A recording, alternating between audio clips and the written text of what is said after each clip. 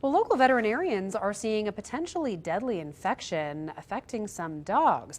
It's called salmon poisoning. Chris Buckley shows us how dogs can get the bacteria and the telltale signs of infection. Local veterinarians are seeing something new to the area. It's called salmon poisoning, and it's caused by eating raw fish. We've had probably about 10 cases over the past month and a half, which doesn't seem like a lot, but we didn't really see this before. It was normally a northwestern part of the U.S. issue. And we're specifically seeing it coming from an area around Antelope Lake. It's a bacterial infection that's carried by salmon and trout. It's a bacteria that infects a fluke that a snail eats that is then eaten by the fish.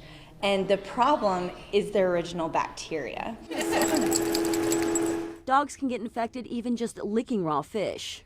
It's treatable, but it causes really severe vomiting, watery diarrhea. They're not eating. They'll have a fever.